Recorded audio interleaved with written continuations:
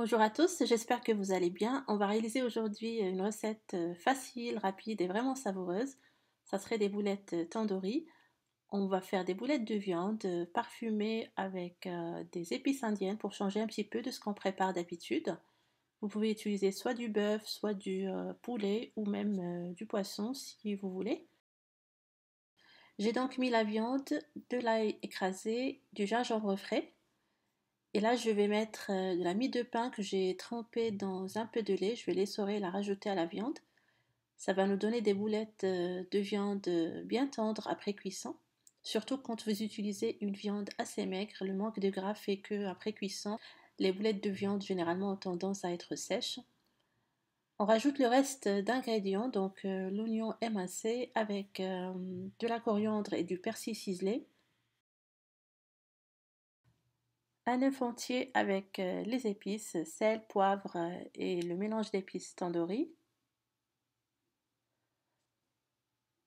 Et aussi une cuillère à café de concentré de tomate.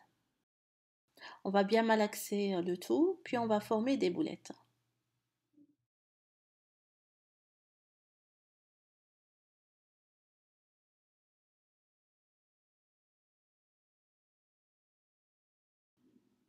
Là, je vais faire dorer les amandes effilées.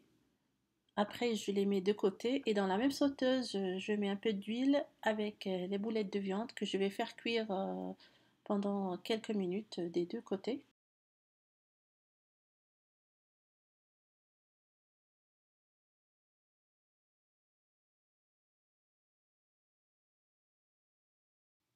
Après, on les retire du feu et on va mettre le reste d'oignon avec l'ail et du gingembre. On va faire suer l'oignon pendant quelques minutes en remuant.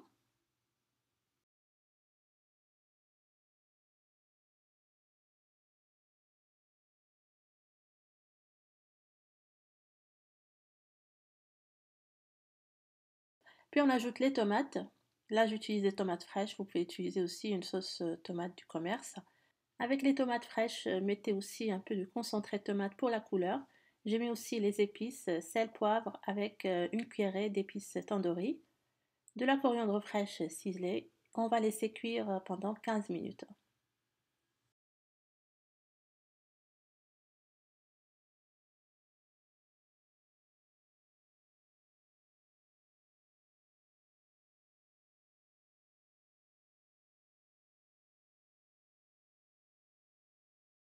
Après les 15 minutes de cuisson, je rajoute le lait de coco, je porte à ébullition et je mets les boulettes de viande déjà cuites, un peu de coriandre fraîche ciselée et on va prolonger la cuisson pendant une dizaine de minutes. Voilà, donc notre plat est prêt à être servi. On va juste le parsemer d'amandes effilées et on va l'accompagner de riz. Il me reste qu'à vous souhaiter une bonne dégustation et à la prochaine.